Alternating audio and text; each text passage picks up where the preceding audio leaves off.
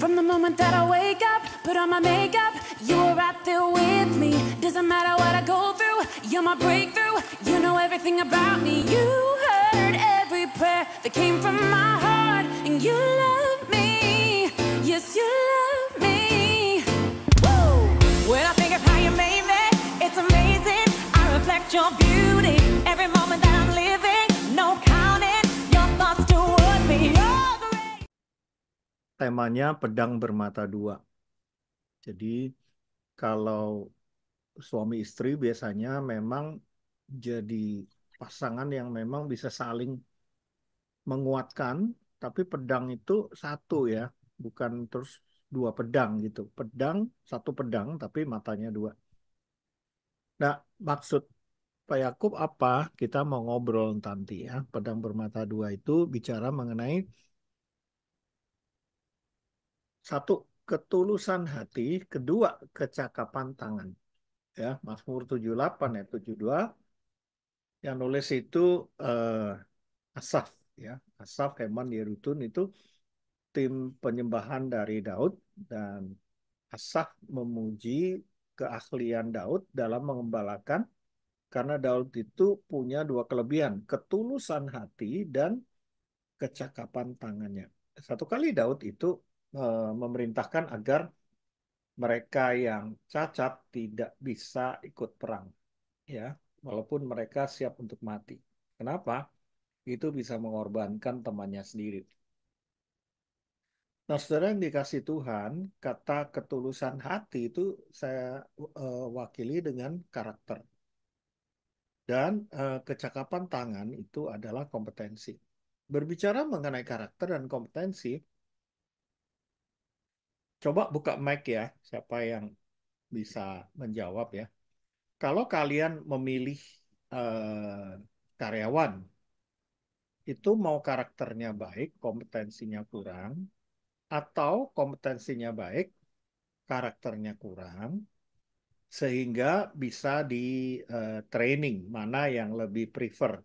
Ya, tentu saja kalian pasti menjawab saya mau berkarakter baik, berkompetensi baik ya, tapi itu tidak ada di jawaban yang boleh kalian pilih.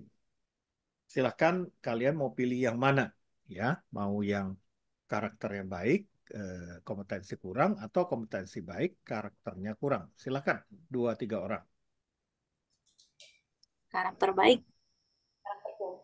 Kompetensinya kayak Karakter baik, kompetensi kurang. menyusul ya. Menyusul ya. Kenapa? Kalau karakternya baik, rasanya masih bisa diarahkan gitu, Pak. Diajarin. Jadi dengan kata lain lebih susah ngajarin karakter gitu ya? Iya. Oke. Ada lagi pendapat atau semuanya sama? Oke. Kita masuk ya. Di sini bicara sisi satu adalah karakter, itu saya sebut right response, dan kompetensi itu right talent to abilities. Karakter itu selalu berespon benar ketika orang tidak benar, ketika situasi tidak benar, ketika barang-barang tidak benar, ketika keadaan tidak benar, ketika yang diinginkan tidak benar, ketika harapan kita tidak benar, ketika perencanaan kita tidak benar, ketika target kita tidak benar, ketika proses kita tidak benar, apa respon kita?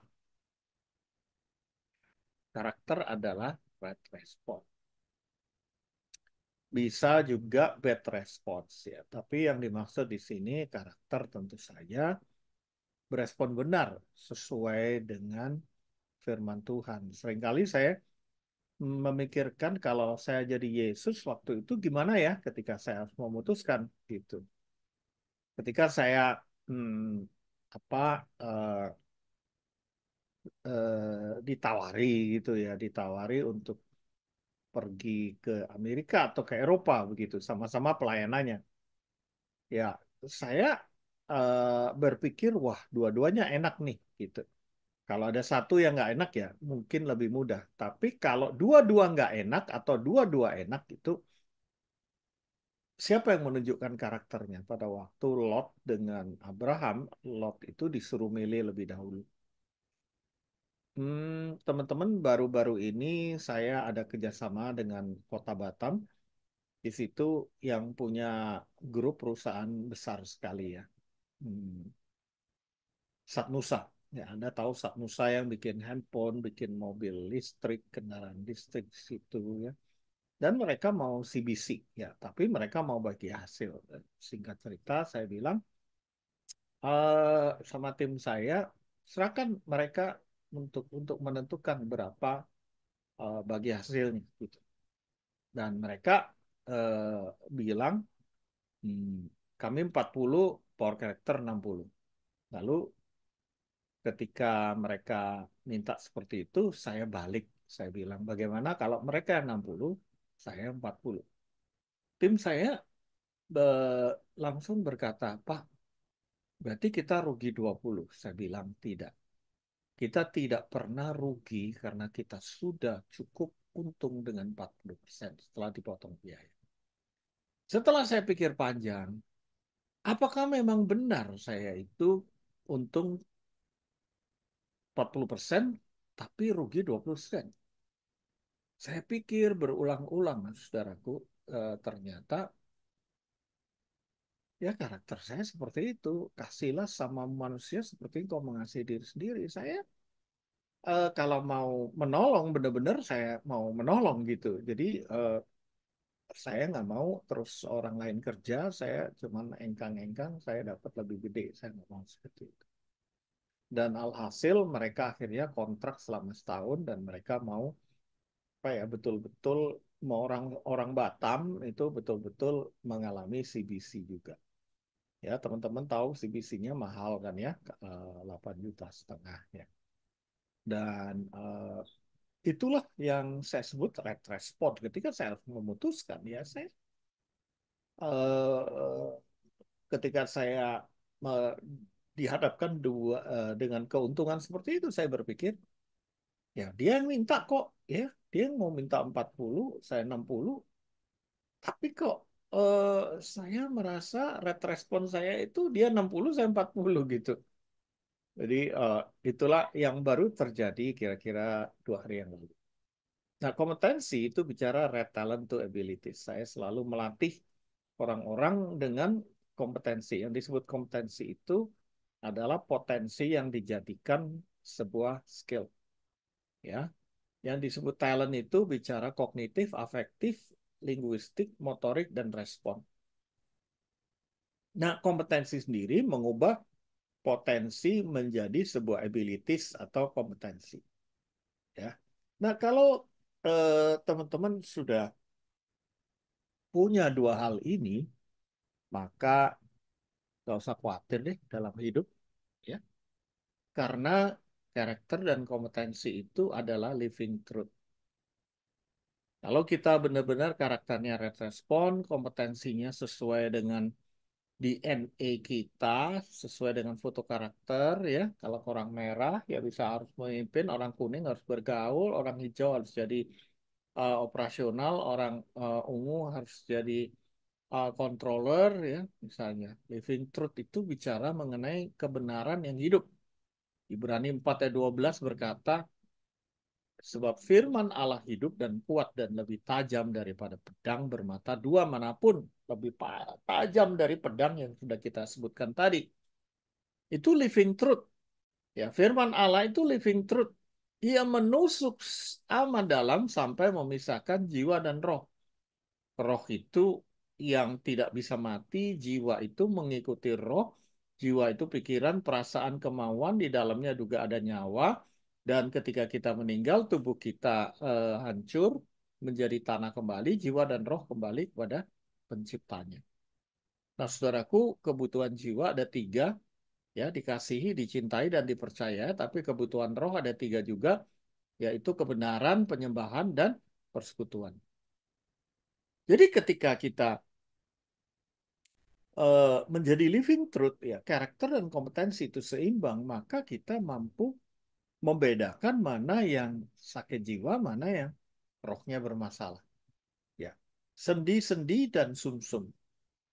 Ya, ia sanggup membedakan pertimbangan dan pikiran hati kita. Ya, firman Tuhan mampu membedakan mana yang logika dan sifatnya understanding. Nah, teman-teman, saya tidak membahas lebih lama di sini, tetapi kalau kita mempunyai karakter dan kompetensi, itu hidup kita betul-betul eh, bukan hanya mampu membedakan, tapi kita mampu memilih dan memutuskan dengan benar dan baik.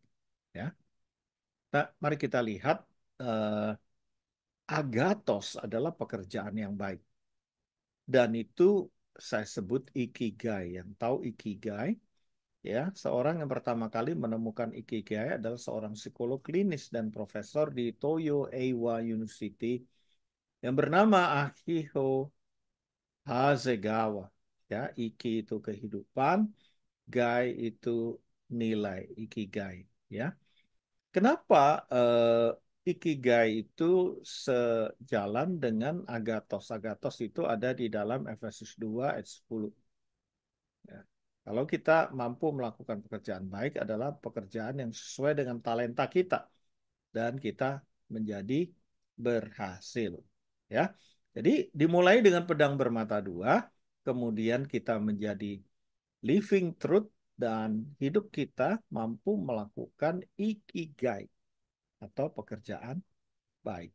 Ya, apa itu ikigai? Yaitu kehidupan yang bernilai ditandai dengan 4 hal. Iki itu kehidupan, gai itu nilai, ya. Kita harus tahu passion kita apa.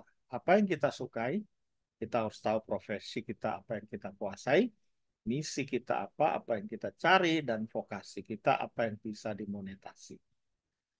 Jadi apa yang kita sukai, kita kuasai, keunikan kita, dan yang dibutuhkan orang lain, ya, dan itu bisa dimonetasi, di apa dijual dan menghasilkan keuntungan, profit dan benefit buat kita.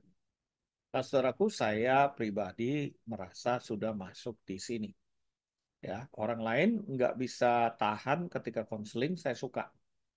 Ya, orang lain tidak bisa menemukan solusi ketika konseling, saya bisa. Dan orang lain membutuhkan konseling gitu. Saya tiap hari 5 orang, bisa sampai 8 orang. Nah, sekarang saya buka konseling center di Mahaka Square, ya. Dan saya tidak mencari uang di sana, saya gratiskan, tapi tiba-tiba ada monetasi, ada profit, ada benefit yang bisa saya nikmati. Uangnya saya bayar, kadang saya traktir orang itu, tetapi apa yang saya tabur selalu saya tukai. Saya pegang Matius 7 ayat 12, apa yang ingin orang lain perbuat kepadamu, perbuatlah itu. Saudara, saya tidak pernah berkekurangan ketika kita melakukan agathos. Dalam agathos itu apa yang kita suka, kuasai, bisa, dan orang lain butuh, dan dimonetasi, ya. Nah, saya mau bacakan Yesaya 49 ayat 6. Kita itu nggak boleh cuma jadi hamba Tuhan biasa, ya. Dan semua anak-anak Tuhan kan, ya, di sisi ini luar biasa. Terlalu sedikit bagimu hanya untuk menjadi hambaku. Ya, dalam bahasa Ibraninya, kamu nggak bisa cuman hidup gitu-gitu aja. Aku akan membuat engkau menjadi terang bagi bangsa-bangsa, supaya keselamatan yang daripada aku sampai ke ujung bumi. Teman-teman sekalian, saya uh, apa ya?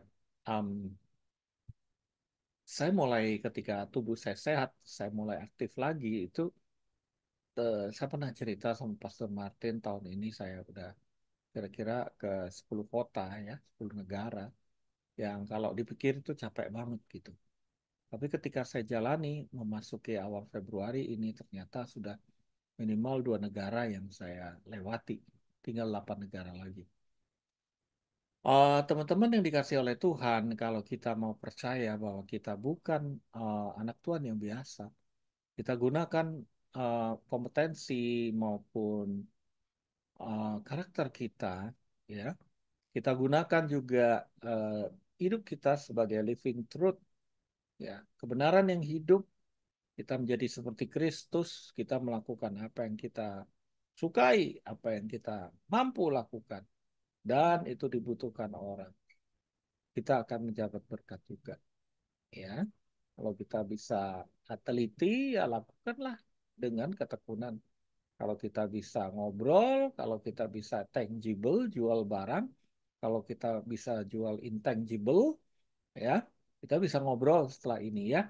Jadi, ayo kita doa dulu sebelum kita tanya jawab dan ngobrol.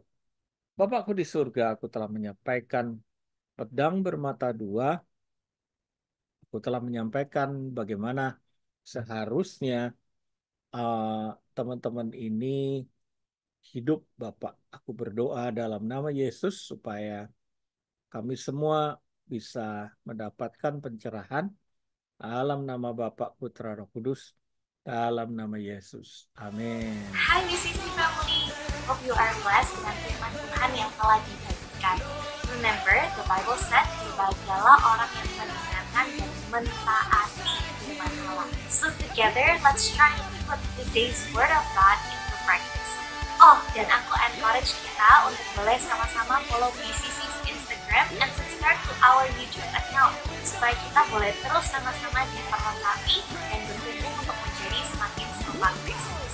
Bagi teman-teman yang membutuhkan dukungan doa, konseling, atau komunitas untuk bertumbuh, you are very welcome to DM us on Instagram atau juga bisa email pada alamat yang tertera. See you soon ya BCC Family. God bless.